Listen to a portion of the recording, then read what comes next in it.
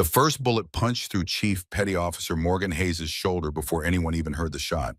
The second missed Rivera by inches and shattered a tree trunk. Then the forest exploded. 8 enemy snipers firing from 30 meters up in the canopy, invisible, untouchable, turning the trees into a kill zone. Blood blossomed across Hayes' combat shirt, his face contorting in shock more than pain. The veteran SEAL who had survived 3 deployments and more firefights than most of his teammates combined dropped to one knee, his rifle clattering against his plate carrier. Contact, contact. Lieutenant Daniel Warren's voice cut through the chaos. Snipers in the trees, take cover. SEAL Team 7 scattered with practiced efficiency, each operator finding what meager protection existed in a forest that suddenly seemed devoid of adequate cover. The sniping positions had been carefully chosen fields of fire overlapping to create a perfect killing ground. Another round cracked past the supersonic snap unmistakable. Petty Officer James Rivera spun and fell clutching at his chest, where the 7.62mm round had punched through just below his body armor. His SR-25 rifle tumbled away as he gasped for air that wouldn't come. Man down, sucking chest wound. Miller was already moving combat, crawling to Rivera under fire medical kit in hand. Jesus Christ! Cooper was firing his M4 into the canopy, full auto, burning through magazines. I can't see them. Where the fuck are they? Lieutenant Warren tried to coordinate, tried to establish fire superiority, but you couldn't suppress what you couldn't see. Torres, I need eyes on targets. Jackson left flank. Cooper, conserve ammo. He's critical. Miller's voice came back tight with stress. Chest seal holding, but I need immediate case of AC. Warren keyed his radio. Base, this is 7-1. We are in contact with enemy snipers, multiple positions. 2 urgent surgical, 1 routine. Request immediate QRF and air support. The response made everyone's blood run cold. 7-1 nearest QRF is 45 minutes out. Air assets grounded due to weather conditions. Medical evacuation not available. You are on your own. Recommend break contact and move to extraction point Delta. 45 minutes. Rivera would bleed out in 15. Hayes needed surgery in 30. And breaking contact meant moving through a forest where enemy snipers had pre-positioned kill zones. They were trapped. Petty Officer First Class Alexandra Alex Blackwood moved through the chaos with unnatural calm. Her Mk-13 Mod 7 precision sniper rifle held in low, ready green eyes, constantly scanning the canopy above. 29 years old, average height, with a lean build from years carrying heavy equipment over brutal terrain. Dark brown hair pulled back in a tight braid under her helmet. Her face had that weathered look of someone who'd spent years in harsh environments, not hard, just seasoned like leather, that had seen use and gotten better for it. For 6 months, she'd been with SEAL Team 7. 6 months of patrols, intelligence gathering, and security operations.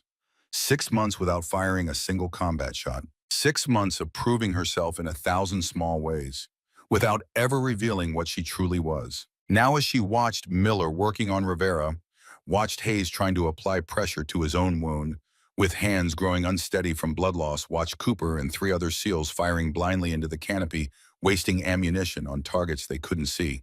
She made her decision. Lieutenant, she called out, her voice cutting through chaos with surprising calm. I need 30 seconds of heavy suppressive fire into the canopy. Doesn't need to be accurate, just needs to be loud and make them keep their heads down. Warren looked at her from his position behind a tree 20 meters away. Even in the chaos, even with people bleeding and dying, he registered something in her voice. Absolute certainty that made him pause. Blackwood, what are you? Sir, I can neutralize the snipers, but I need covering fire to reposition, and I need everyone to shut up and let me work. Can you give me that? Something in her eyes made Warren realize he was looking at someone different from the quiet operator who'd been on his team for 6 months. This was someone else, someone dangerous. How many snipers? Alex had already counted.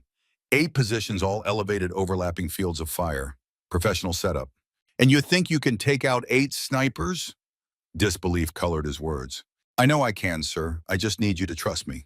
Warren looked at Rivera, blood soaking through Miller's pressure dressings. Looked at Hayes getting paler by the minute. Looked at his team pinned down and dying. All elements, he called out.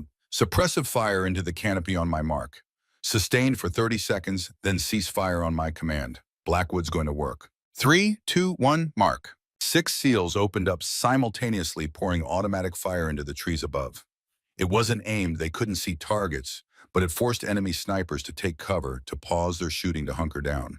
And that 30-second pause was all Alexandra Blackwood needed. Better. 5,000 miles away and 6 months earlier, Master Chief Raymond Bishop stood on the observation platform at the Naval Special Warfare Sniper Training Facility in California. At 68, Bishop's weathered face had earned every line etched into it.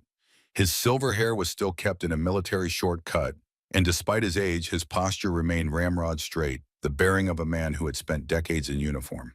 Through his high-powered spotting scope, he watched the figure prone on the firing line, observing as she adjusted minutely for wind breathing and angle. Her finger took up the trigger, slack with perfect control.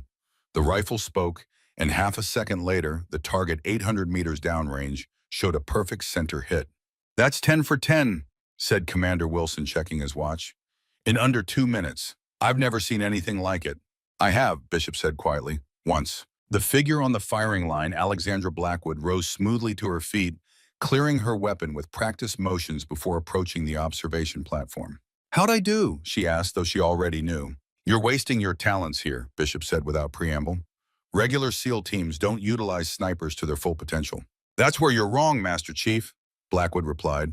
"That's exactly where I need to be." Later in Bishop's sparse office, with the door closed and recording devices confirmed absent, he leaned forward across his desk. "The unit's been disbanded, Blackwood. Ghost protocol doesn't exist anymore. Budget cuts and shifting priorities. All those years hunting enemy snipers in every hellhole on Earth, gone." "I know, that's why I'm here. SEAL teams are different. They're not specialized counter-sniper units. They'll never understand what you can do, what you've done. 87 missions. 87. Alex's jaw tightened. 86 successes, 1 failure, the one that mattered most. "Shepard, wasn't your fault. I missed the shot, Master Chief. 400 meters minimal crosswind. A shot I'd made 1,000 times. And I missed." Her voice didn't break, but the pain was there, buried deep but ever present. "Michael died because I hesitated." Bishop sighed, the weight of too many ghosts on his shoulders. "So what's your play here? Join a standard SEAL team and do what exactly? Be part of something again." Alex met his gaze unflinchingly. 2 years of solo hunting, operating alone in the shadows. "It changes you. Not for the better. I need a team. They won't know who you really are, what you can do." "Good." Her green eyes hardened. "I don't want to be the sniper. I just want to be a SEAL, a teammate." Bishop studied her, seeing the determination in her face, the need for redemption, for connection. Finally, he nodded.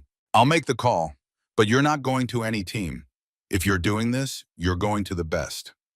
SEAL Team 7, Lieutenant Warren's platoon." "Why them specifically?" "Because Bishop said they're heading to Eastern Europe in 6 months. Same region where Petrov's team operates." Alex went very still. "Sasha Petrov, the man who killed Michael." "The very same. Reports suggest he's rebuilt his sniper unit. 8 operators, all former Spetsnaz." A muscle worked in Alex's jaw. "You manipulative old bastard." Bishop's weathered face broke into a rare smile. "I prefer strategic thinker. Look, Blackwood, you want redemption. A team, fine. But don't tell me there isn't a part of you that wants to finish what you started." Alex said nothing, but her silence was answer enough. "Whoa." SEAL Team 7 moved through the dense pine forest in tactical formation. 12 operators plus Blackwood spread out in a loose wedge that balanced mutual support against vulnerability to ambush.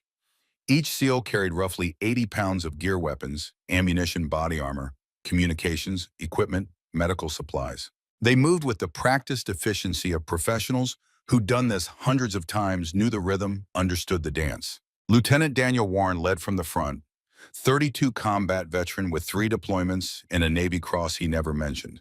The kind of officer who led by example rather than rank, who ate last and checked on his people before himself. Chief Petty Officer Morgan Hayes was the senior enlisted 40 grizzled, had been doing this since before half the team was born. Former Marine Recon who'd switched to Navy and gone through Boardroom at 28. He was the backbone of the platoon, institutional knowledge that kept young SEALs alive. Petty Officer Ryan Cooper was 25, eager still, had that invincibility complex from surviving Hell Week. Good with explosives, better with women, at least according to his own frequent telling. Petty Officer James Rivera carried an SR-25 rifle and had solid talent behind a scope. Not elite, but professional, dependable in a firefight, and possessed of an uncanny sense of direction. Petty Officer Jessica Miller was their corpsman.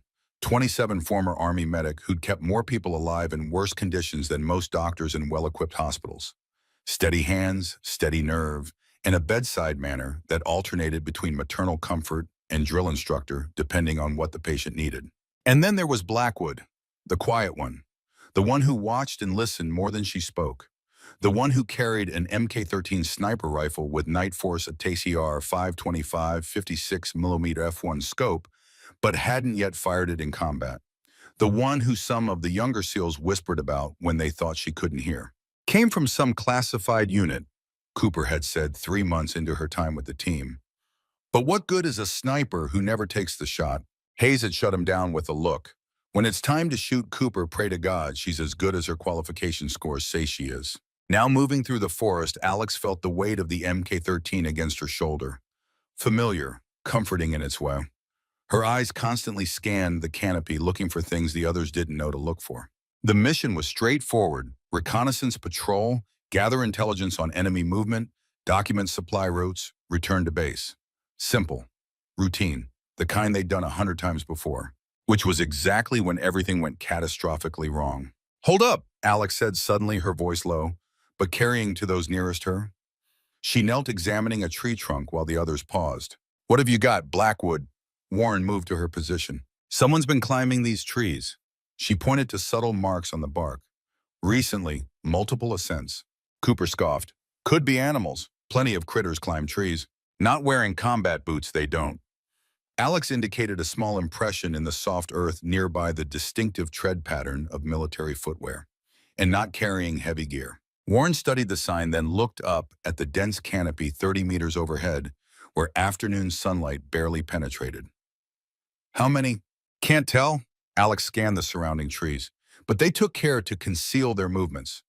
"These aren't hunters or locals, these are professionals." "You're seeing ghosts, Blackwood," Cooper said with a dismissive wave. "Probably just forest rangers or something." "Rangers don't hide their tracks," Alex countered, "and they don't climb to the upper canopy with equipment." Warren considered this, weighing options. They were 3 kilometers into a 10-kilometer patrol route. The intelligence they were after was another 4 kilometers ahead. Turning back meant mission failure. "Keep it tight," he finally decided. "Hayes, take point. Blackwood, I want your eyes up. If there's anyone in those trees, I want to know before they know we're here." Alex nodded, but something cold settled in her stomach. She recognized these signs, had seen them before in Afghanistan.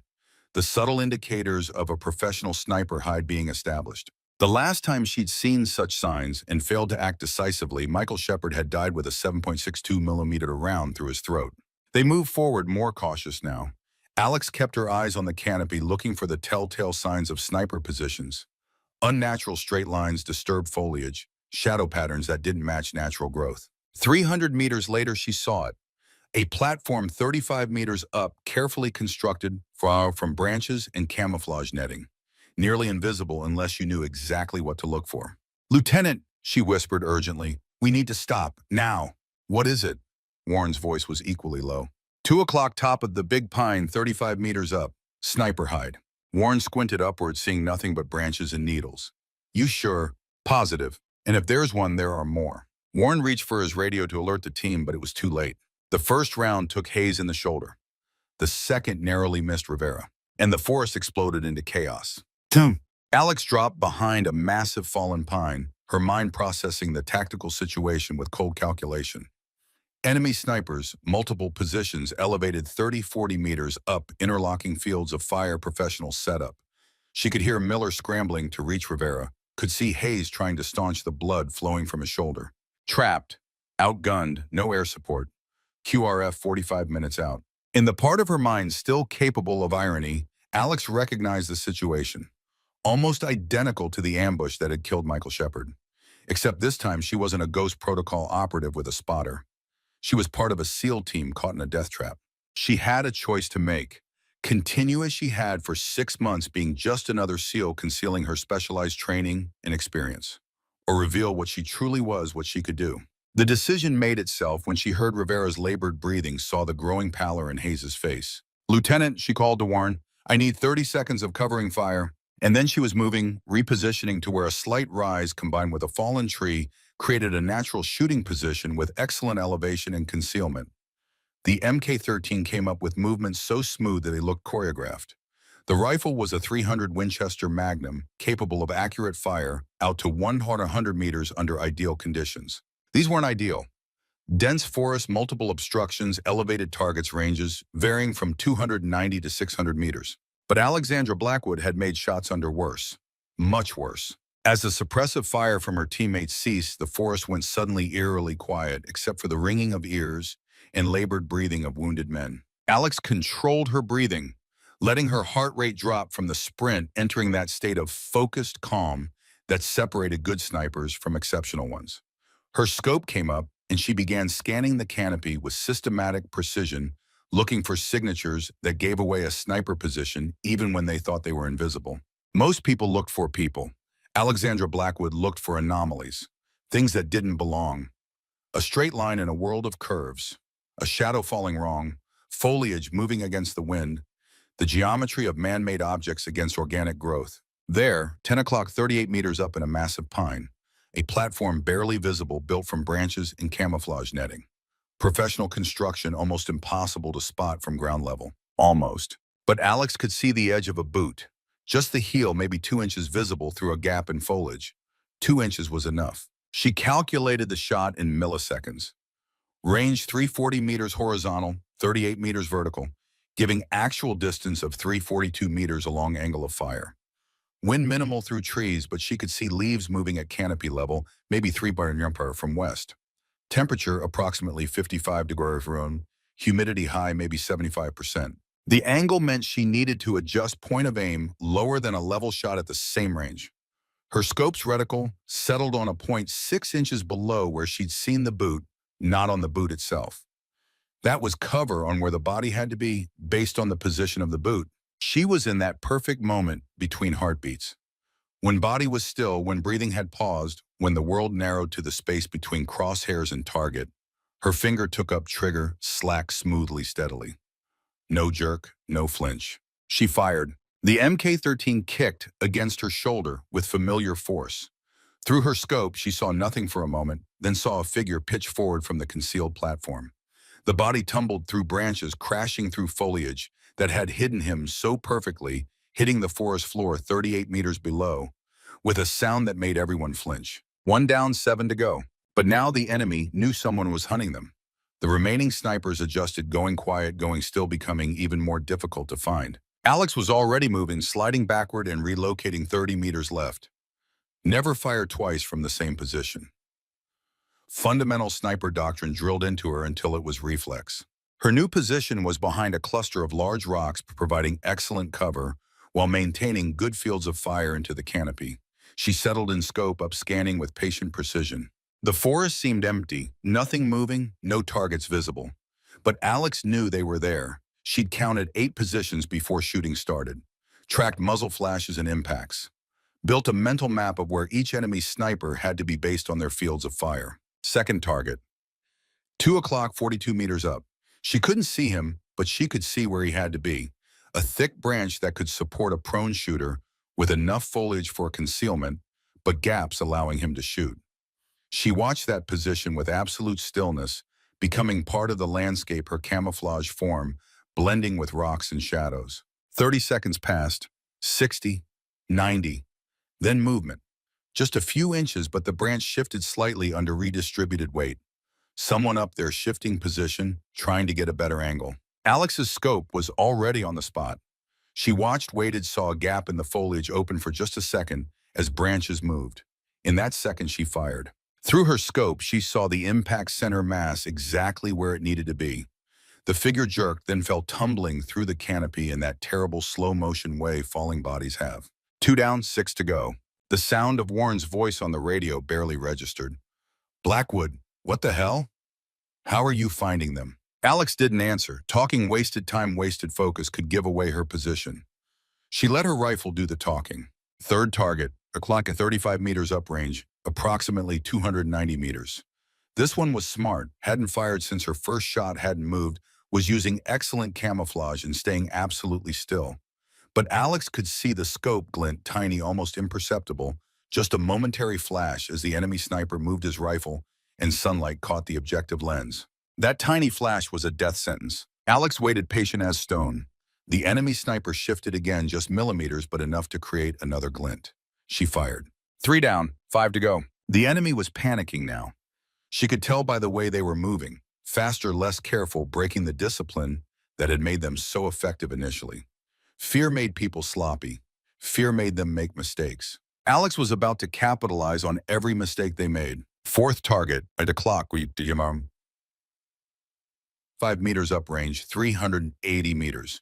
This one broke cover completely, trying to relocate to a better position, visible for maybe 5 seconds as he moved along a thick branch with rifle slung. Huge mistake. Alex tracked him smoothly, crosshairs, following his movement, leading him by inches to account for speed and direction. She fired at the apex of her respiratory pause when her body was at its stillest. The bullet caught him mid-step. He dropped his rifle first, clutching at his chest, then toppled forward. His body hit branches on the way down, bouncing between limbs like a rag doll before crashing to earth. 4 down, 4 to go. No. In the 6 months since joining SEAL Team 7, Alex had wondered when, if the moment would come. The moment when her specialized training, her past, her true capabilities would be needed. Part of her had hoped it never would, that she could simply be what she appeared to be: a competent SEAL operator, a reliable teammate, nothing more, nothing less. She'd integrated herself carefully, kept her shooting scores excellent but not suspicious, participated in training without drawing attention, been useful without being exceptional, just one of the team. But now, as she lined up her 5th shot, another enemy sniper visible against the trunk of a pine as he attempted to descend rather than stay in his compromised position. She knew the facade was over. As a child, Alex had discovered her gift almost by accident. Target shooting with her father, a Marine Corps veteran, she'd hit the bullseye 10 times in a row at an age when most kids could barely hold the rifle steady. By 16, she was winning national competitions. By 20, she'd been recruited into the Marine Scout Sniper School, despite the official prohibition against women in combat roles. Then came Ghost Protocol, a classified joint task force specializing in counter-sniper operations, hunting enemy marksmen who were killing coalition forces. Alex had found her calling. 2 years, 87 missions, mostly solo or with minimal support, deep penetration into hostile territory, long-duration observation, elimination of high-value targets. Until the mission that went wrong.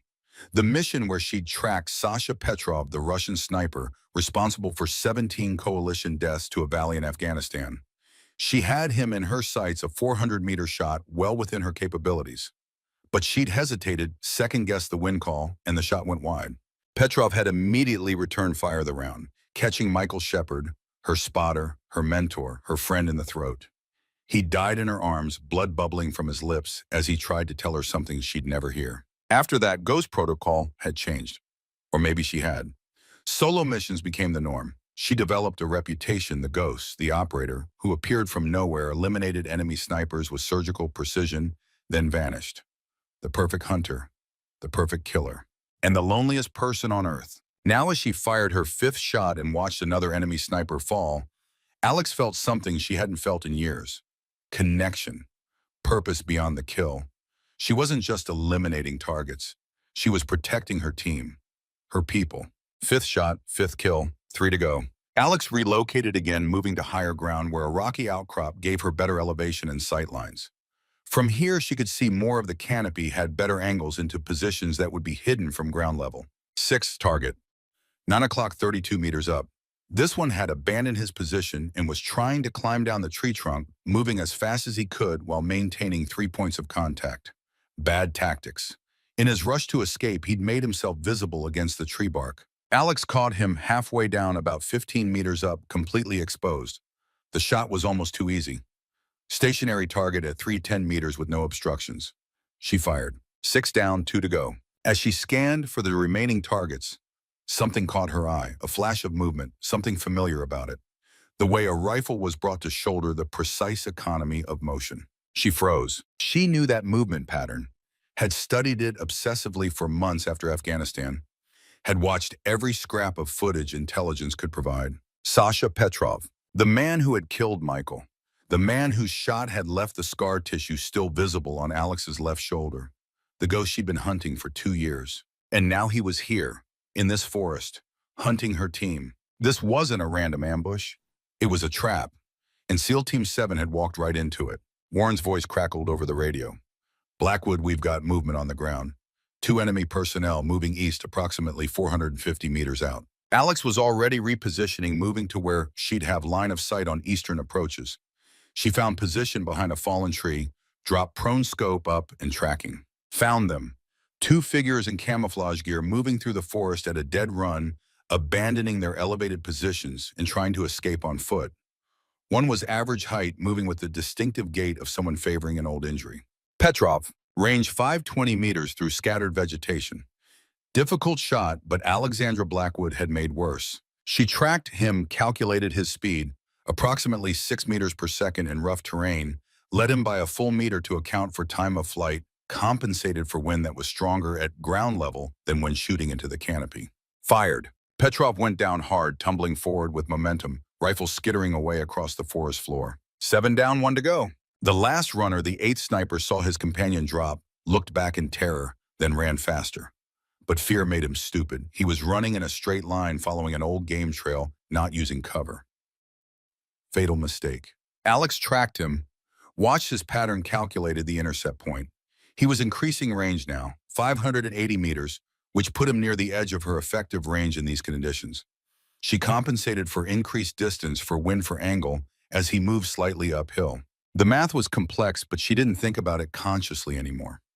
It was intuitive, instinctive product of thousands of shots fired over years of training. Her finger found the trigger. Smooth press, perfect release. The MK-13 spoke one last time. 600 meters away, the last enemy sniper stumbled, took 3 more steps on pure momentum, then collapsed face first into the ferns. 8 down, 0 to go. Alex remained in position, scope scanning, looking for any additional threats, making absolutely certain there were no more enemy positions.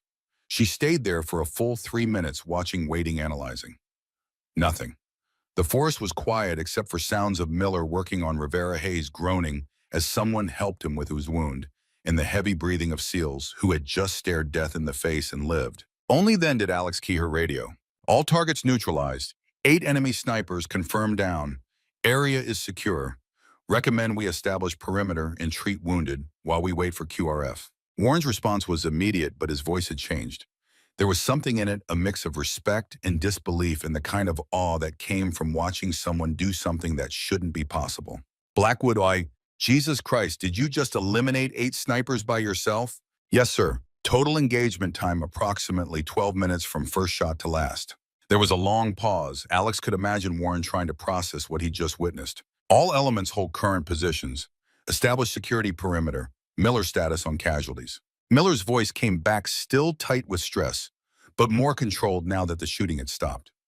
Rivera is stable. Chest seal is holding. Breathing is improving. Still critical, but he's not going to die on us. Hayes has stopped bleeding. Wound is through and through. Missed everything important. He'll need surgery, but he's stable. I can keep them alive until evac arrives. Copy. Blackwood, return to position. I want you on security in case there are more out there. Roger that. Alex slung her rifle and moved back toward the team position, taking a circuitous route that kept her in cover. As she approached, she could see the other SEALs staring at her with expressions ranging from disbelief to something approaching reverence. Cooper, the 25-year-old, who'd been one of the loudest voices questioning her capabilities, just stood there shaking his head slowly. I've been shooting with this team for 3 years, he said. I've worked with some of the best marksmen in the Navy, and I've never seen anything even close to what you just did. Not even in the same universe. Rivera, lying on the ground with Miller's hands on his chest, maintaining pressure, managed a weak smile. Blackwood, that was the most beautiful shooting I've ever seen in my life. And I say that as someone who's currently bleeding because I couldn't make those shots. Alex knelt beside him, checking his color, his breathing. You took a hit because you were doing your job, returning fire and protecting the team. That's exactly what you should have been doing. Yeah, but I couldn't see them. How the hell did you see them? Half those shots, I couldn't even find the targets through my scope. Different training, Alex said simply. She looked at Miller. What do you need? Keep pressure here while I prep an IV. He's lost a lot of blood. Alex took over pressure duty, her hands steady and precise. This close, Rivera could see her eyes calm, focused, showing none of the adrenaline dump everyone else was experiencing. You're not even shaking, he said. We just had the worst firefight of my life, and you're steady as a rock. Adrenaline management. Part of the training. Hayes, sitting propped against a tree with a pressure bandage on his shoulder, spoke up. Blackwood, I've been in this business for 18 years. I've worked with Marine Scout snipers, Army Special Forces snipers, the best shooters in JSOC. What you just did, 8 targets at extended ranges through heavy vegetation while under fire. That's not standard SEAL capability. Hell, that's not standard anything capability. Warren approached, having secured the perimeter. He looked at Alex with an expression she couldn't quite read. Blackwood, we need to talk. Then, raising his voice so the whole team could hear, everyone listen up. What Petty Officer Blackwood just did saved all our lives. Without her, we'd be counting body bags right now. I want everyone to understand that clearly. He turned back to Alex, voice lower. Now, who are you really? Because the person who just did what you did isn't the same person who's been on this team for 6 months without firing a shot in combat. Alex was quiet for a moment, choosing her words carefully. Sir, I'm exactly the same person. I just hadn't had a reason to shoot before. This team hadn't encountered situations where precision long-range fire was the solution until today. Bullshit, Hayes said bluntly. You don't learn to shoot like that from standard SEAL sniper school. You learn that from somewhere else, somewhere specialized. Alex met Warren's eyes. Sir, my service record has gaps that are classified. I was assigned to a joint task force for 2 years before I transferred to Team 7. That unit specialized in counter-sniper operations, hunting enemy snipers, specifically. The missions are still classified and I can't discuss them. Warren processed this. A counter-sniper unit. That explained a lot. Those units were small, highly specialized, operating in shadows, doing work that never made it into official reports. How many?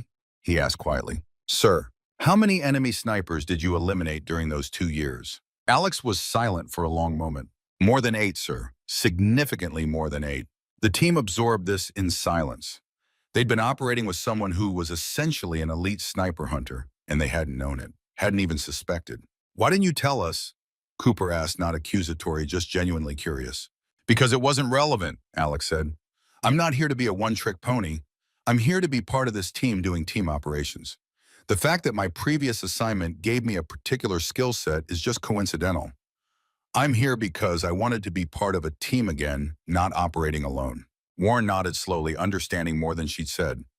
Operating alone. That meant the counter-sniper missions had been solo or near-solo operations deep behind enemy lines, hunting the hunters, eliminating enemy snipers who were killing coalition forces. That was dangerous work, lonely work, the kind of work that broke some people.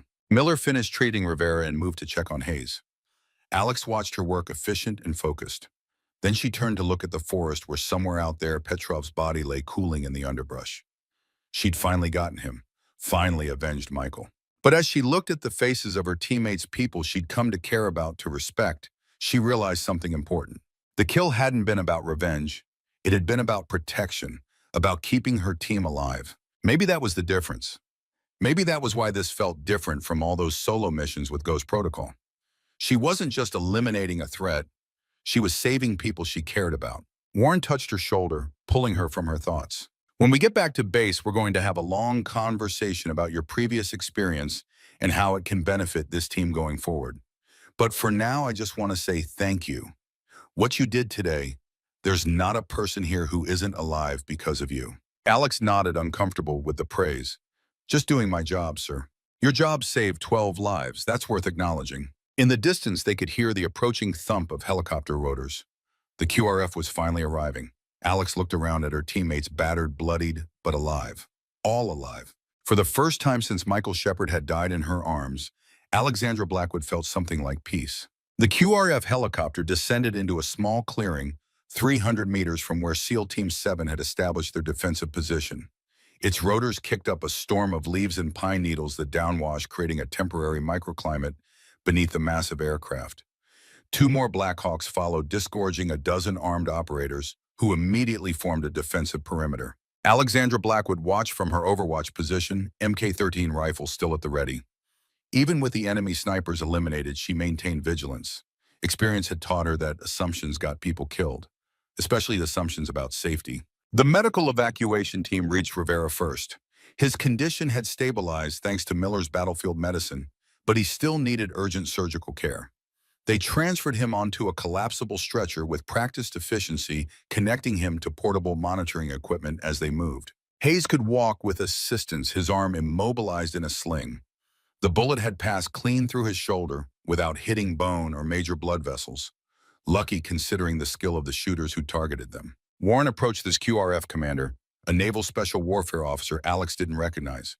They exchanged information in the clipped, precise language of professionals under pressure. She watched Warren gesture toward the forest canopy several times, no doubt explaining the unprecedented shooting display he just witnessed. The commander's eyes found Alex across the clearing. Even at this distance, she could read his expression, skepticism mixed with curiosity. She'd seen it before. The look of someone hearing something too extraordinary to believe, but coming from a source too reliable to dismiss. Blackwood, Warren called over the tactical radio. We're moving out. I want you to walk the QRF team through the enemy positions. They need to collect intelligence before we extract. Roger that, she replied, slinging her rifle and descending from her final shooting position. The QRF commander met her at the edge of the clearing. Captain Lewis, according to his name tape, mid-40s, the weathered look of a career operator. Petty Officer Blackwood, he asked, extending his hand. Lieutenant Warren tells me you're responsible for eliminating 8 enemy snipers and... He checked his watch. 12 minutes. Yes, sir, Alex replied simply. Lewis studied her face, looking for something. Arrogance, perhaps. Or deception. He found neither. Show me, he said finally. Alex led a team of 4 operators through the forest, pointing out each shooting position and explaining how she'd identified the targets. At the 5th position, one of the QRF team members, a senior chief with sniper tabs on his uniform, shook his head in disbelief. You took this shot from 3 meters while he was moving along that branch. He pointed to the thick limb where the enemy sniper had briefly exposed himself. Through this foliage. Yes, Chief, Alex confirmed. That's... He trailed off, searching for the right word. That's not standard SEAL shooting. That's not standard anything. When they reached the position where she'd eliminated Petrov, Alex felt a strange emptiness. For 2 years, she'd been driven by the need to find and eliminate the man who'd killed Michael. Now that she'd done it, now that she'd put a round through his center mass from 520 meters, she felt nothing. No satisfaction, no closure, just the hollow recognition of a mission completed.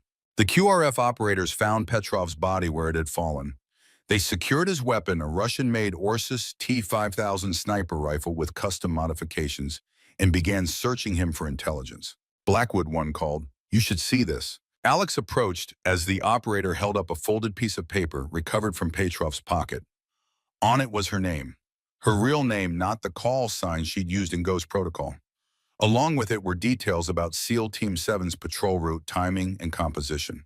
This wasn't a random encounter, the operator said. This was a targeted ambush. They were waiting for you specifically. Alex felt cold dread settle in her stomach. How had Petrov known? How had he known she'd be here on this patrol with this team? Unless, I need to speak with Lieutenant Warren, she said, already moving back toward the extraction point. Warren was helping load Hayes into the medical evacuation helicopter when Alex reached him.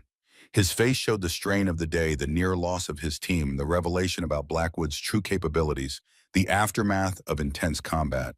But he still carried himself with the steady confidence that had earned him his leadership position. Sir, we have a problem, Alex said without preamble. Petrov had intelligence, specific intelligence, about our patrol route timing and personnel. She hesitated, then added the most disturbing detail. He knew my name, my real name. Warren's expression darkened. Are you saying we have a security breach? I'm saying this wasn't a coincidence, sir. These weren't random enemy forces who stumbled across us. They set up a deliberate ambush targeting me specifically. Why would they target you? Because I spent 2 years hunting them. Alex's voice remained steady, but her eyes betrayed the intensity beneath. And they've apparently been hunting me too. Warren processed this for a moment. We'll discuss this at base. Right now, we need to get our wounded to proper medical facilities. You ride in the second bird. I want your full debrief as soon as we're back in secure territory. As Alex climbed aboard the Black Hawk, she cast one last look at the forest that had nearly become their graveyard. Somewhere out there were the answers to how Petrov had found her. And until she had those answers, neither she nor anyone connected to her was safe. The flight back to base took 20 minutes, the helicopters maintaining low altitude to avoid potential surface-to-air threats. Alex spent the time disassembling and cleaning her MK-13, an automatic process ingrained through thousands of repetitions. The familiar ritual helped calm her mind, center her thoughts. Upon landing, where Rivera and Hayes were rushed to the forward surgical team, the rest of SEAL Team 7, physically intact but mentally drained, were directed to immediate debriefing. Intelligence officers were already waiting. Word of what had happened in the forest of a single operator, eliminating 8 enemy snipers in 12 minutes, had traveled ahead of them. Alex could see it in the intelligence officers' faces as she entered the secure briefing room, the mixture of disbelief and fascination.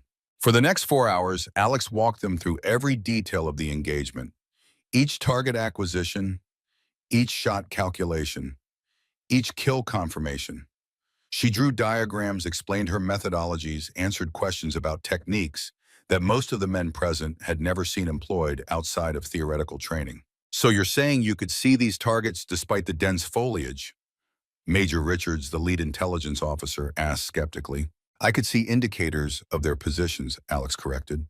"Movement patterns, geometric anomalies, light refraction through the canopy. And you made these determinations in fractions of a second. It's pattern recognition, sir. After enough experience, you don't consciously process it anymore. You just see it." Richards exchanged glances with his colleagues. "And this expertise came from your time with, what did you call it, Ghost Protocol?" Alex hesitated, looking to Warren. He nodded almost imperceptibly. "Yes, sir. Ghost Protocol was a joint task force specializing in counter-sniper operations. For 2 years, I conducted missions targeting enemy snipers who were killing coalition forces." "How many missions, petty officer?" 87, sir." A murmur ran through the room. "And your success rate?" Alex's jaw tightened. 86 successful eliminations, 1 failure. The failure being Sasha Petrov, the leader of the sniper team we encountered today. She kept her voice neutral through force of will. Until today, he had evaded elimination. Richards leaned back, studying her. "And it never occurred to you that this information might have been relevant to include in your operational briefings with SEAL Team 7? With all due respect, Sir, Ghost Protocol was classified above the clearance level of this unit. I was under direct orders not to disclose my involvement." "Even at the cost of operational security," Warren interrupted. "Major Petty Officer Blackwood has followed protocol. Her previous assignments were not relevant until this specific tactical situation arose, at which point she utilized her specialized skills to save the lives of every member of my team. I believe the appropriate response is thank you, not an interrogation." Richards looked like he wanted to argue, but instead collected his notes. "We'll need a complete written report by 0800 tomorrow. And Blackwood, I'll be contacting your former command for verification of this Ghost Protocol." "I understand, sir." After the intelligence officers left, Warren turned to the remnants of his team. Cooper, Torres, Jackson, Miller, all still processing what they'd witnessed. "Get some rest," he told them. "We'll reconvene at 1000 hours tomorrow after the medical team has updated us on Hayes and Rivera." As they filed out, Warren called Blackwood. "Stay behind." Once they were alone, Warren's professional demeanor softened slightly. "You did good work today, exceptional work. But I need to know everything if I'm going to keep this team safe. No more surprises." Alex nodded. "I understand, sir." "So tell me about Ghost Protocol. The real story, not the sanitized version you gave the intelligence boys." Alex closed her eyes briefly, gathering her thoughts. When she opened them, she looked older, somehow weighted by memories few could comprehend. It started after Operation Enduring Freedom saw a spike in coalition casualties from enemy marksmen. Someone in JSOC realized we needed a specialized unit to counter the sniper threat. They pulled the best long-range shooters from every branch, gave us specialized training, and sent us hunting. And you were among the best? I had certain advantages, natural gifts that made me particularly effective at counter-sniper operations, such as I can see patterns others miss, process visual information faster than standard, and I have abnormally steady hands. My resting heart rate is 38 beats per minute, and I can control my breathing to extend the firing window between heartbeats." Warren shook his head. "That sounds like something from a comic book." "It's just biology, sir. The same way some people have perfect pitch or can run a 4-minute mile. I happen to get a useful set of traits for precision shooting." "So they made you a sniper hunter?" "Yes. We worked almost exclusively alone or with minimal support. Deep penetration, long-duration surveillance, precision elimination. We'd track enemy snipers to their hiding spots and take them out before they could kill more of our people. Warren studied her. That kind of work changes a person. Yes, sir, it does. What happened with Petrov? The mission that failed, Alex's expression hardened. 2 years ago near the Pakistan border, my spotter and I tracked Petrov for 11 days through the mountains. When we finally had him in position for the shot, I hesitated. She looked down at her hands. 400 meters, minimal crosswind, a shot I'd made hundreds of times before, but I second-guessed myself at the last second, adjusted when I shouldn't have. The round went wide. And Petrov returned fire immediately, hit my spotter Michael Shepard in the throat. Her voice remained steady, but Warren could see the pain behind her eyes. He died in my arms while Petrov escaped. That was my last mission with a partner. After that, I worked alone. Warren absorbed this. And now Petrov found you, with intelligence about our team. Yes, sir, which means that there's a leak somewhere. Someone who knew I was with SEAL Team 7 knew our patrol routes. Someone with access to both Ghost Protocol personnel files and our operational details. Yes, sir. Warren stood, decision made. Get some rest, Blackwood. Tomorrow we start figuring out who sold us out. Alex returned to her quarters, but sleep eluded her. Her mind kept replaying the day's events. The forest, the shots. Petrov falling as her bullet found him at 520 meters. And beneath it all, the question, who had betrayed them? Her thoughts were interrupted by a soft knock at her door. She opened it to find Raymond Bishop, still wearing his civilian clothes, standing in the dim hallway light. May I come in? He asked. Alex stepped aside. Bishop entered, his eyes quickly scanning the sparse room habit from decades of operational security. I heard what happened, he said without preamble. 8 targets in 12 minutes. Petrov among them. News travels fast. In our world like wildfire. Bishop settled into the room's only chair. How are you holding up? Fine. Bishop's expression showed he didn't believe her.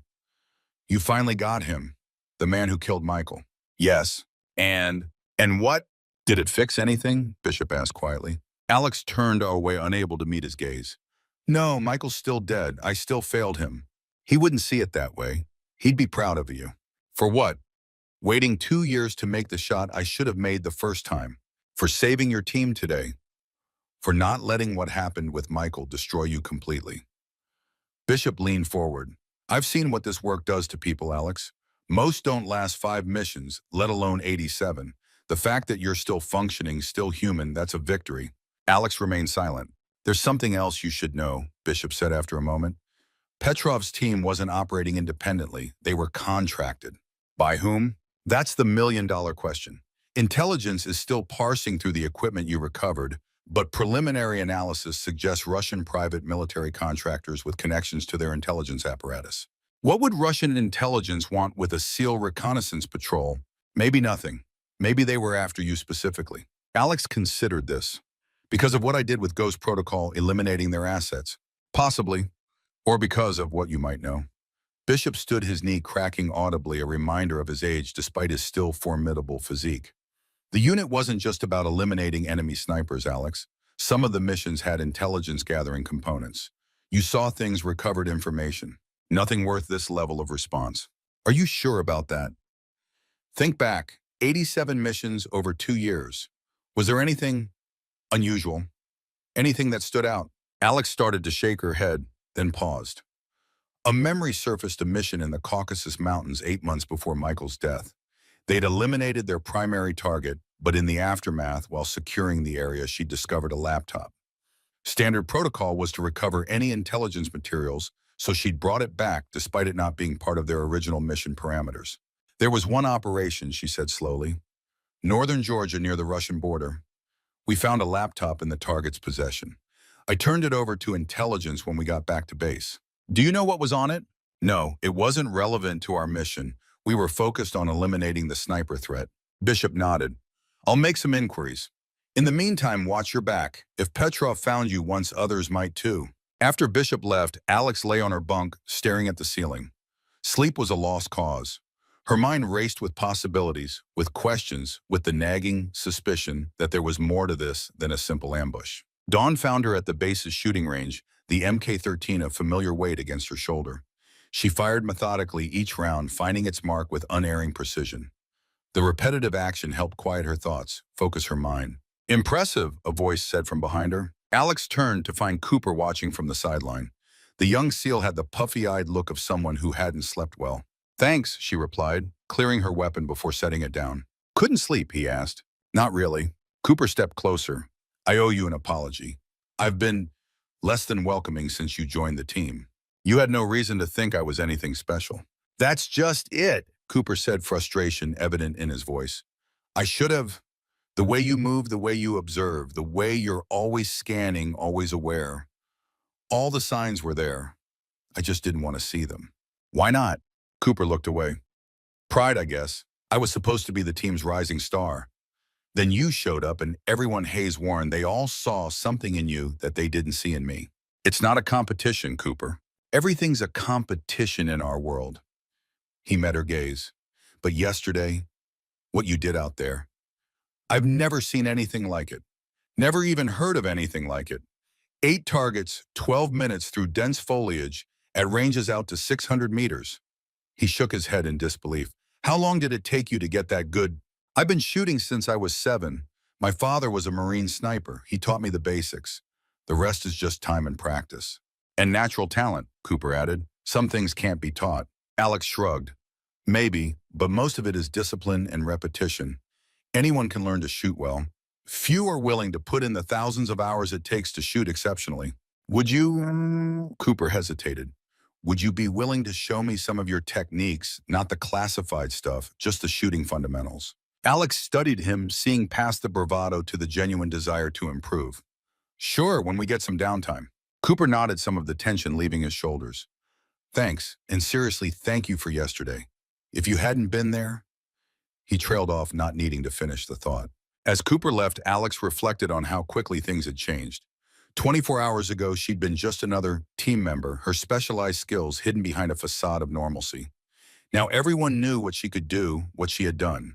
The mask was gone, and she wasn't sure if that was liberating or terrifying. At 1,000 hours, what remained of SEAL Team 7 gathered for Warren's briefing. The lieutenant looked like he hadn't slept at all, dark circles under his eyes, contrasting with the determined set of his jaw. Rivera's going to make it, he announced without preamble. Surgery went well. He'll be out of commission for at least 8 weeks, but the doctors expect a full recovery. Hayes is already complaining about being stuck in a hospital bed, which the medical team assures me is a good sign. Relief rippled through the group. They'd been lucky, extremely lucky. Now, as for yesterday's incident, Warren continued, I've spoken with command. They're treating this as a deliberate targeted operation against U.S. forces with possible intelligence implications.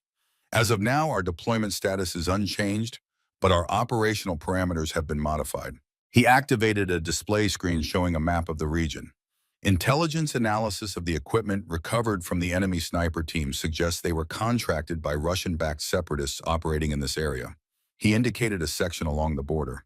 Their presence this deep in NATO territory represents a significant escalation. Sir, Miller spoke up.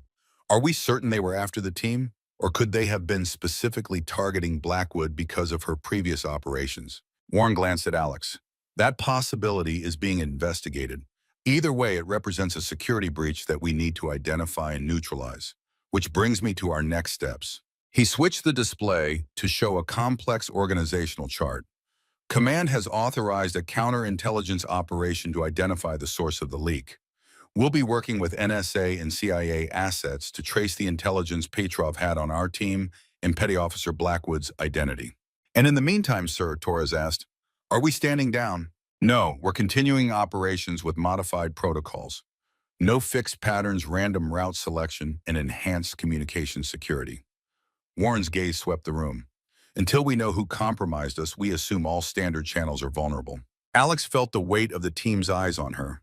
She'd brought this danger to them unwittingly, but the result was the same. People she cared about had nearly died because someone somewhere had connected her to SEAL Team 7 and passed that information to the enemy. There's one more thing, Warren said. Effective immediately, Blackwood is being officially designated as our primary precision marksman. Her previous experience will be incorporated into our tactical planning. Miller, I want you working with her on advanced battlefield medicine. Cooper, you'll train under her for intermediate precision shooting. Torres, coordinate with her on terrain analysis and target acquisition. He turned to Alex. Blackwood, I need everything you can give us on counter-sniper operations. If there are more of Petrov's associates out there, we need to be ready. Understood, sir. After the briefing, Alex made her way to the base hospital to check on Rivera and Hayes. She found Rivera awake, his chest heavily bandaged, but his color much improved from the ashen pallor of the previous day. There she is, he said with a weak smile, the ghost herself. Alex raised an eyebrow. Ghost? That's what they're calling you now. The way you disappeared during the firefight, then started dropping targets nobody else could even see. Rivera attempted a shrug, then winced at the movement. Call signs have been given for less. I don't need a call sign. Too late, it's already sticking. Even the QRF guys are using it. Alex sat in the chair beside his bed. How are you feeling? Like I got shot at the chest. His attempt at humor faded into a more serious expression. The doctor said if that chest seal hadn't gone on when it did, I'd have been dead in minutes. So thanks for saving my ass out there. Miller did the medical work. I just handled the shooting. Yeah, about that. Rivera studied her. Hayes told me a bit more about this ghost protocol thing. Said you spent 2 years hunting enemy snipers on solo missions. That true?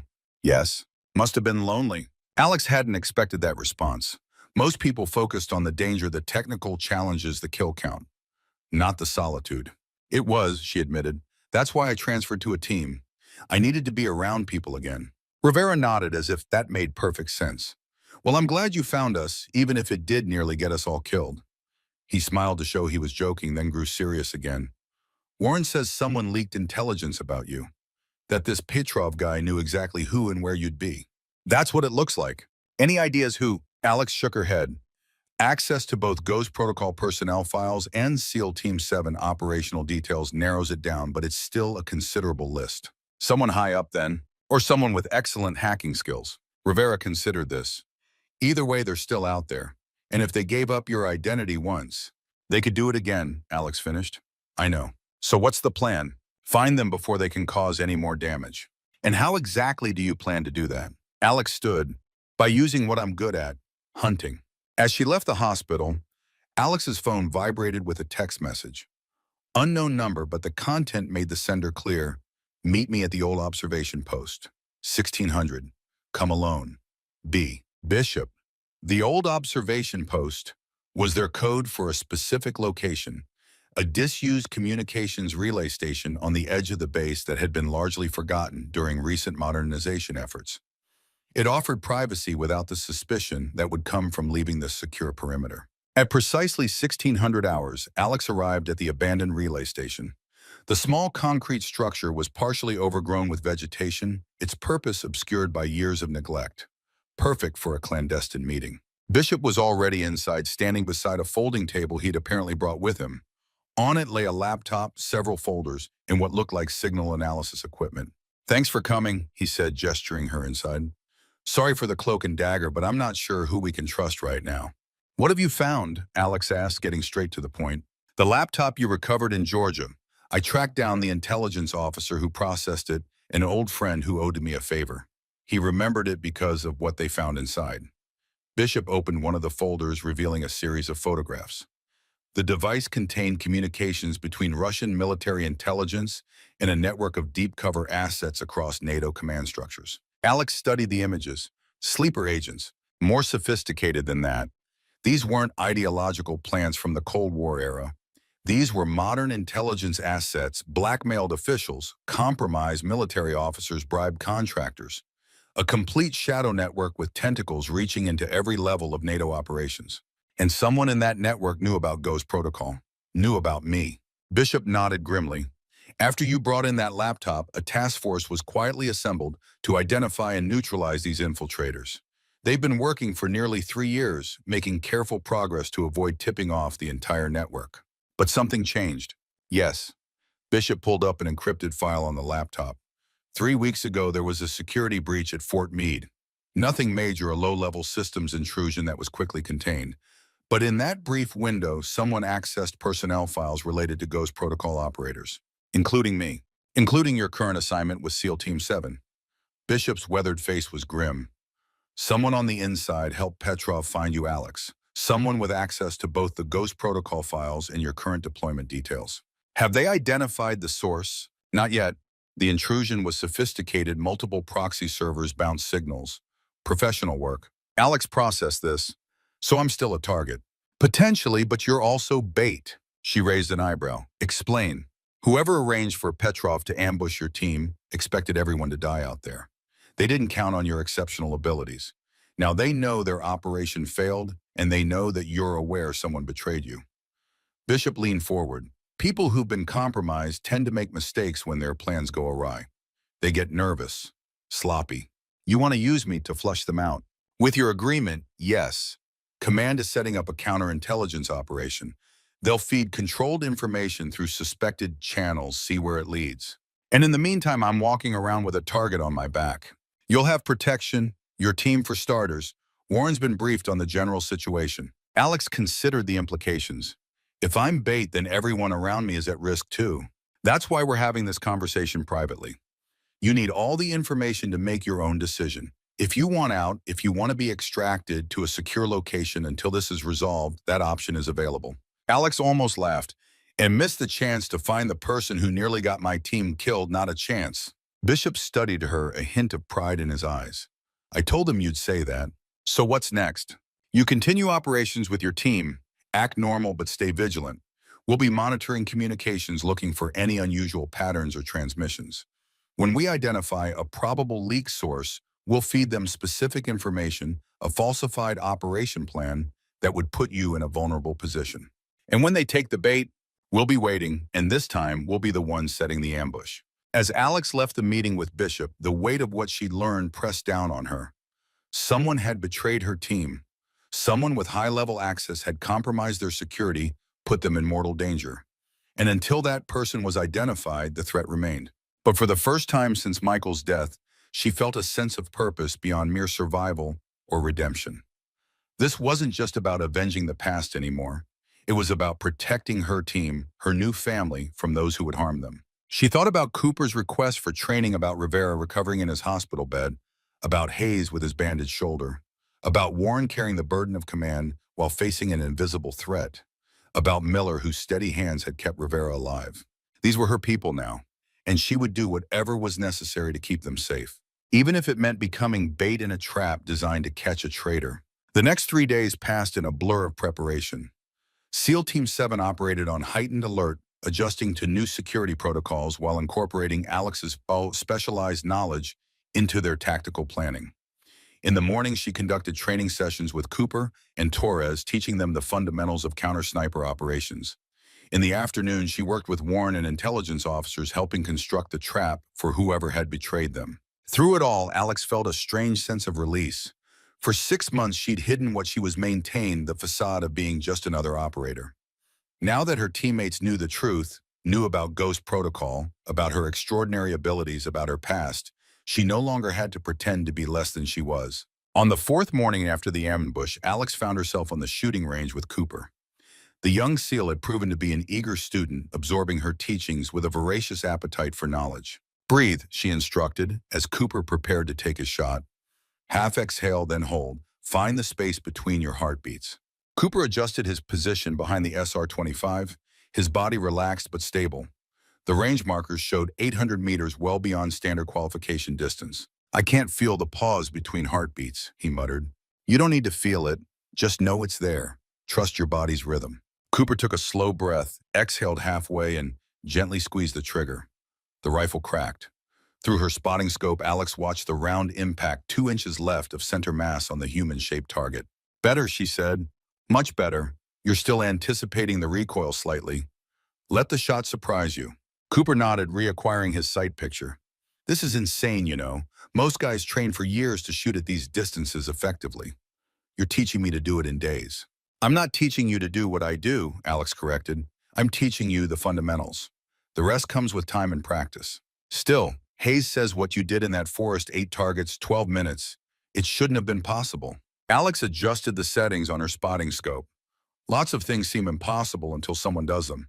Cooper took another shot, closer to center this time. Is it true what they're saying, he asked as he reloaded, that we're being used as bait to catch a mole? Alex glanced at him, surprised. Where did you hear that? Come on, Blackwood, this base isn't that big. People talk.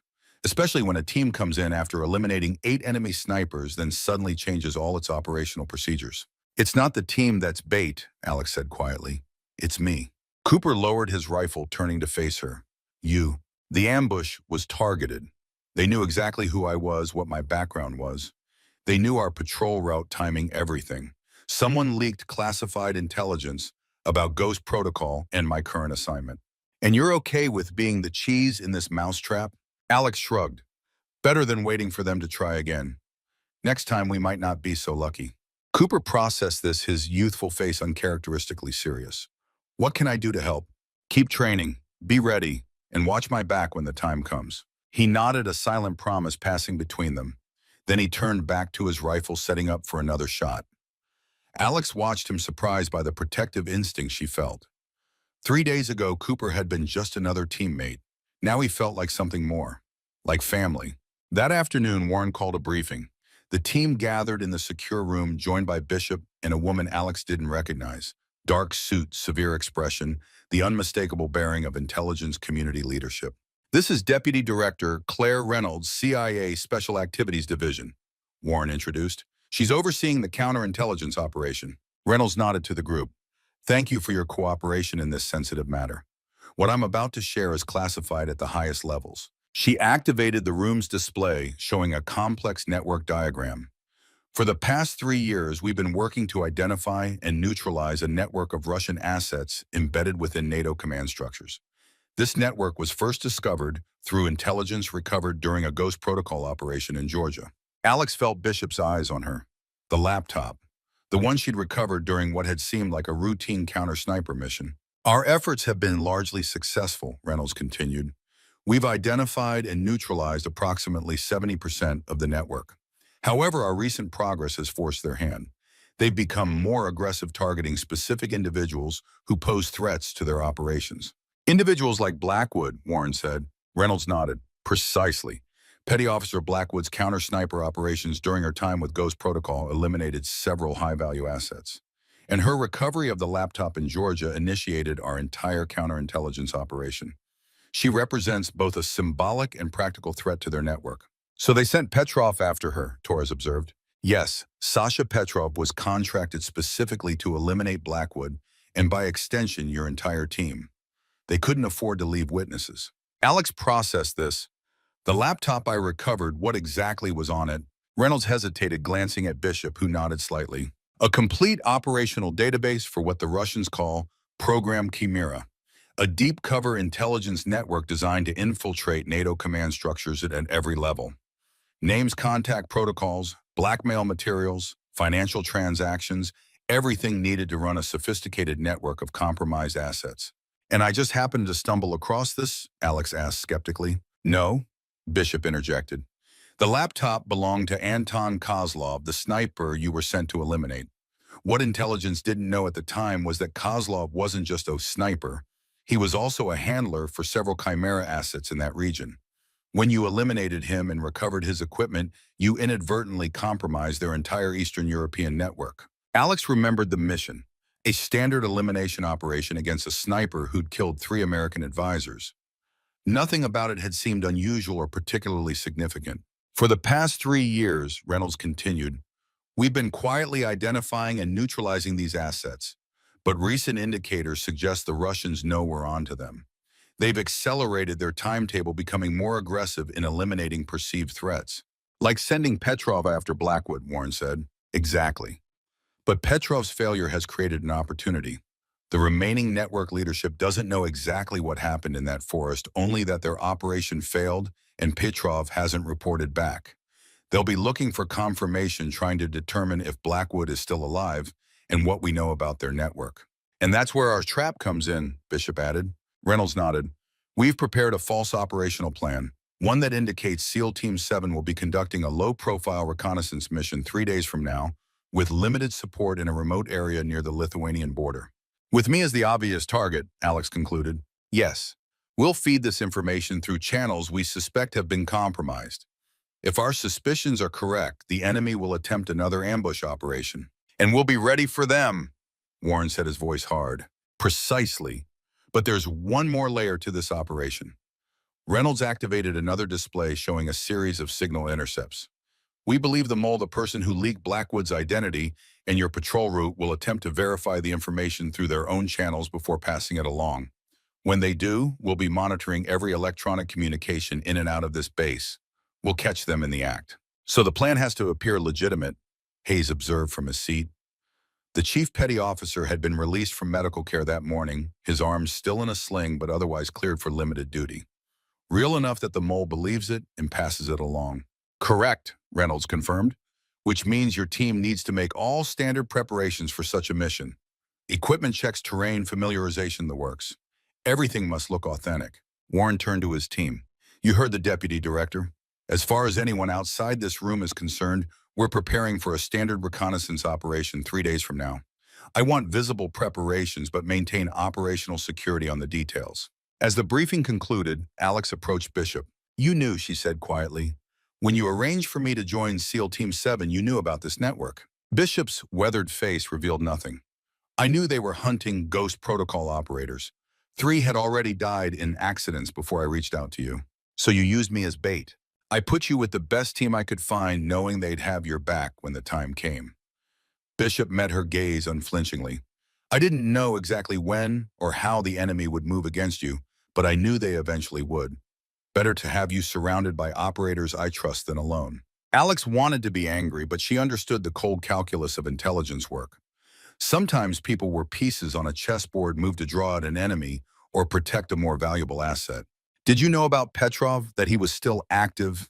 We had indicators he was working again, yes, but no confirmation he'd been contracted to target you specifically. That intel came too late. Alex absorbed this. Any idea who the mole might be? Several possibilities.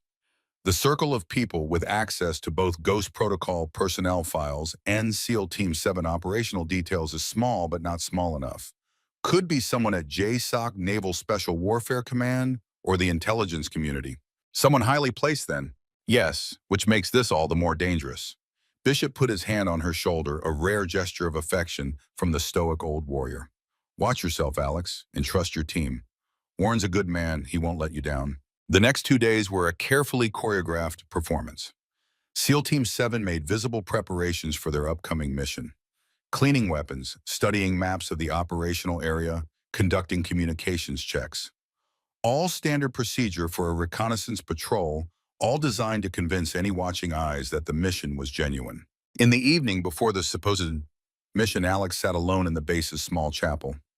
She wasn't religious, but the space offered quiet and privacy, a place to center her thoughts before what promised to be a dangerous operation. The door opened behind her. She didn't need to turn to know who it was. The distinctive rhythm of Warren's footsteps was immediately recognizable. Didn't take you for the praying type, he said, sitting beside her in the empty pew. I'm not. Just needed some quiet. Warren nodded. Everything's in place. Reynolds has her people monitoring all communications channels. The false operations plan has been loaded into the secure server. Now we wait to see who accesses it. And tomorrow we proceed as if the mission is real, right up until wheels up. Then we divert to the actual location, the abandoned logging camp 20 kilometers east of the planned insertion point. That's where intelligence believes they'll stage their ambush, assuming the mole takes the bait. They will. It's too tempting a target, your whole team isolated, minimal support. Alex turned to face her commander. I'm sorry I brought this to your door, sir. This isn't your fight. The hell it isn't, Warren replied, his voice low but intense. They targeted my team. Nearly killed 2 of my men. That makes it exactly my fight. Alex studied him, seeing the determination in his eyes, the same protective instinct she'd begun to feel toward the team. Besides, Warren added, this is bigger than just us. This network has compromised NATO operations for years. Taking them down matters. Still, you didn't sign up to be part of a counterintelligence operation. Warren's mouth quirked in a half smile. And you didn't sign up to be bait. Yet here we are. They sat in companionable silence for a moment. Sir, Alex said finally, if something goes wrong tomorrow, it won't. But if it does, I want you to know it's been an honor serving with this team. Even if it was only for 6 months. Warren looked at her, his expression softening slightly. The honor's been ours, Blackwood, though I wish you'd trusted us with the truth from the beginning. I couldn't. Operational security. I know, I understand the protocols, but a team functions best when there's complete trust, no secrets. After tomorrow, no more secrets, Alex promised. You'll know everything there is to know about Ghost Protocol and what I did there. I'll hold you to that. Warren stood. Get some rest, Blackwood. Tomorrow's going to be a long day. After Warren left, Alex remained in the chapel, her mind cycling through contingencies, possible scenarios, defensive measures. The old habits of Ghost Protocol operations, planning for every eventuality, preparing for the worst, while hoping for the best. But one thought kept intruding. She wasn't alone anymore. For 2 years, she'd operated in the shadows, a solitary hunter, tracking deadly prey. Now she had a team, people who knew what she was capable of, people who had her back. It changed everything. Dawn broke clear and cold over the base. SEAL Team 7 assembled at the airfield, going through their final equipment checks. 2 Blackhawks waited on the tarmac rotors, still crew running, pre-flight protocols. Alex checked her MK-13 one last time, confirming the 0, verifying the scope settings. Beside her, Cooper did the same with his SR-25, his movements reflecting what she'd taught him over the past days. Nervous? She asked quietly. Would you think less of me if I said yes? I'd think less of you if you weren't. Fear keeps you sharp. Warren approached his tactical gear, immaculate, his expression professionally neutral. Final comms check, he instructed. Encrypted channel only from here on out. The team verified their communications equipment. Everything was precisely as it would be for a genuine operation. The illusion had to be perfect. As they prepared to board the helicopters, Reynolds appeared at the edge of the tarmac, accompanied by 2 security personnel. She approached Warren, speaking too quietly for Alex to hear. The lieutenant's face registered surprise, then hardening resolve. He nodded once sharply. Reynolds departed as quickly as she'd arrived. Warren gathered his team. Change of plans, he said, his voice tight. The mole has been identified. A ripple of tension ran through the group. Who? Hayes asked. Commander Wilson, Warren replied, Deputy Director of Operations for Naval Special Warfare. He accessed the false operations plan at 0200 this morning, then immediately sent an encrypted transmission to an external server. CIA cyber team traced it to a known Russian intelligence communications hub. Alex felt cold shock run through her. Wilson, the same Commander Wilson who had been with Bishop at the sniper range 6 months ago watching her shoot. The man who had overseen her transfer to SEAL Team 7. They're moving to apprehend him now, Warren continued. But the damage is done. The false intel has been passed. We proceed with the operation as planned, but with heightened awareness. They know we'll be at the insertion point. They don't know we know they know. The old double bluff, Torres said with a grim smile. Exactly, wheels up in 5, Blackwood a word. Alex followed Warren a few paces away from the team. Wilson was your liaison to SEAL Team 7, he said without preamble. He personally signed off on your transfer. Yes, sir. Which means this isn't just about eliminating you because of the laptop you found. This is personal. You were getting close to him. Alex thought back to her interactions with Wilson. The commander had always been professional, if somewhat distant. Nothing about his behavior had triggered her suspicions. I never suspected, she admitted. Not once. That's how deep cover assets operate. They're excellent at maintaining their persona. Warren checked his watch. We'll sort through the implications later. Right now we have an ambush to counter-ambush. The flight to the operational area took 40 minutes, the Blackhawks maintaining low altitude to avoid detection. Below them, dense forest gave way to rolling hills, then back to forest as they approached the abandoned logging camp. 5 minutes to insertion, the pilot's voice crackled through their headsets. Alex mentally prepared herself, running through the plan one final time. They would insert 1 kilometer from the camp, approach on foot, using terrain for concealment, establish a perimeter, and wait. If intelligence was correct, the enemy force would already be in position, expecting them to arrive at the false coordinates. When they realized the SEAL team wasn't coming, they'd regroup at their staging area, their logging camp. The helicopters touched down in a small clearing, rotors kicking up a storm of dead leaves and pine needles. SEAL Team 7 disembarked with practiced efficiency, establishing a security perimeter while the aircraft departed. Move out, Warren ordered once the sound of the helicopters had faded. Alex on point, standard interval, silent approach. They moved through the forest like shadows, each operator covering their sector, maintaining awareness of their teammates' positions. Alex led them along a route that utilized natural depressions and vegetation for concealment, avoiding ridgelines and open areas where they might be spotted. After 30 minutes of careful movement, they reached the edge of the clearing that housed the abandoned logging camp.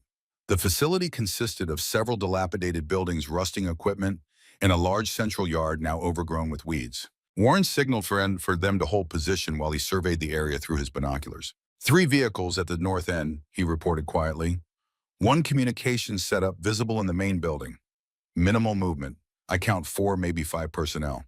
That's it, Cooper whispered. Seems light for an ambush team. Alex scanned the area, her experienced eye catching what others might miss. They're not all visible, she said. Based on the tire tracks and equipment footprint, I'd estimate 12 to 15 operators. The rest are either inside or deployed to observation positions. Warren nodded agreement. We hold here and observe. Wait for the rest to return from the primary ambush location when they realize we're not coming. For 2 hours, they maintained their observation post, documenting movement, identifying defensive positions, building a complete picture of the enemy force. As Alex had predicted, additional personnel began returning to the camp, arriving in small groups, all clearly frustrated by the failure of their ambush. That's the commander, Alex said as a tall figure emerged from the main building. Even at this distance, she recognized the distinctive gait. Nikolai Volkov, former Spetsnaz, now private military contractor. He worked with Petrov on at least 3 operations I know of. You know him, Warren asked. I was hunting him before I joined the team. He disappeared 6 months ago. Intelligence thought he might have been eliminated by rivals. Looks like they were wrong. Alex adjusted her scope, studying Volkov's angry gestures as he berated his returning men. He's not happy. Operation failed, key asset missing. His employers won't be pleased. His employers being Russian military intelligence, most likely, or one of their cutouts. Warren considered this. How many total now? Alex did a quick count. 14 visible, probably 2 or 3 more inside as communications and support personnel. Significantly outnumber us, Hayes observed. But we have surprise in position, Warren countered, and we're not trying to eliminate them all. Primary objective is capture of Volkov for intelligence purposes. Secondary objective is securing any communications equipment and documents. He outlined the assault plan, a coordinated approach using the buildings for cover. Simultaneous breach from multiple points, non-lethal tactics where possible to maximize capture of intelligence assets. Questions? Warren asked when he'd finished. There were none. Each operator knew their role, understood the importance of the mission. This wasn't just about preventing another attempt on Alex's life. It was about crippling the intelligence network that had compromised NATO operations for years. Execute on my mark, Warren said, checking his watch. Synchronize mark. SEAL Team 7 moved into position with practiced stealth encircling the camp, each operator finding their designated approach route. Alex positioned herself on a small rise overlooking the main yard, the Mk-13 steady in her hands. From here, she could provide overwatch, eliminate any threats that might compromise the assault team. At precisely the designated time, Warren's voice came through their comms. Execute, execute, execute. The assault unfolded with the precision of extensive training. Cooper and Torres approached from the east, deploying flashbang grenades to disorient the enemy. Warren and Hayes entered from the south, while Miller and Jackson secured the perimeter to prevent escape. Alex watched through her scope as the enemy forces reacted with confusion to the sudden assault. 2 attempted to reach vehicle-mounted weapons, but fell to her carefully placed non-lethal shots, shoulder and leg wounds, that incapacitated without killing. Through her scope, she saw Volkov emerge from the main building, pistol in hand. He fired wildly at Warren's advancing team, then turned to flee toward a vehicle parked behind the structure. Volkov breaking north, Alex reported calmly. Armed, moving to escape vehicle. Can you disable him? Warren asked, his voice tight with the exertion of combat. Alex tracked Volkov's movement, calculating distance, wind, the subject's speed. A lethal shot would be simple. A non-lethal shot to incapacitate without risking death required more precision.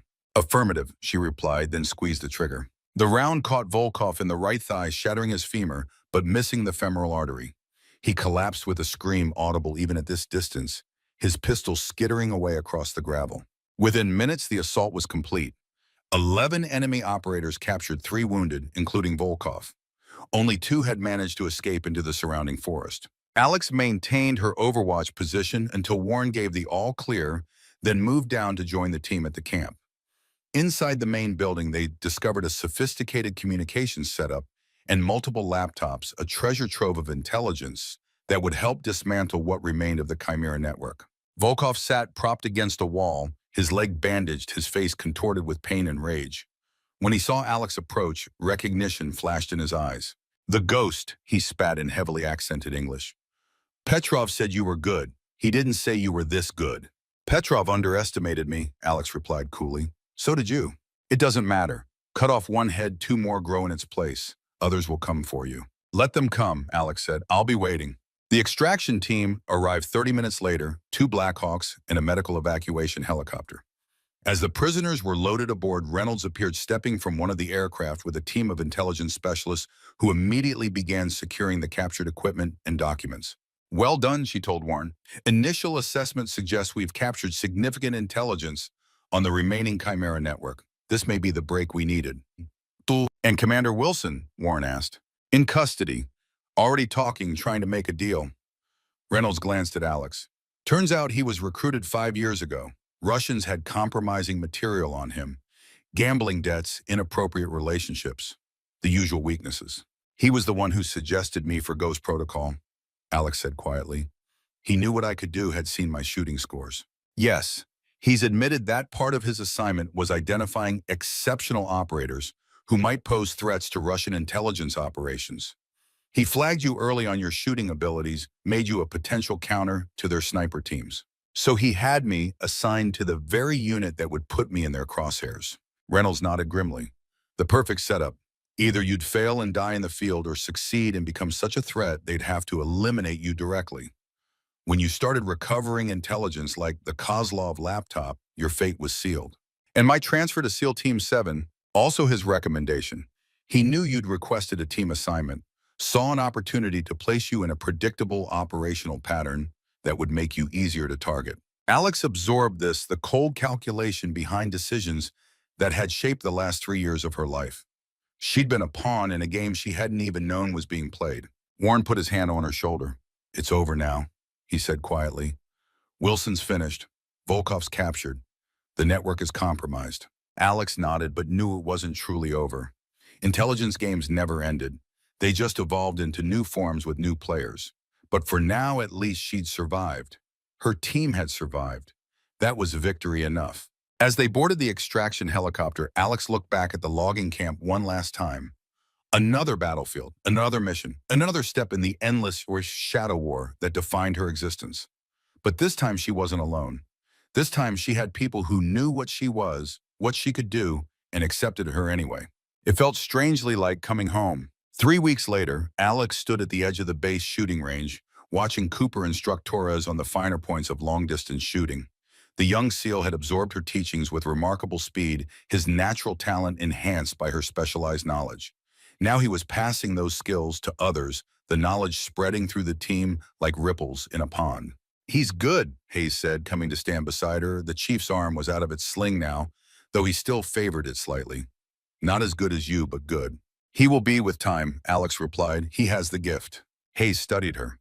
Word came down this morning. Commendation medal with Valor device for all of us. Silver Star recommendation for you. Alex shrugged. I was just doing my job.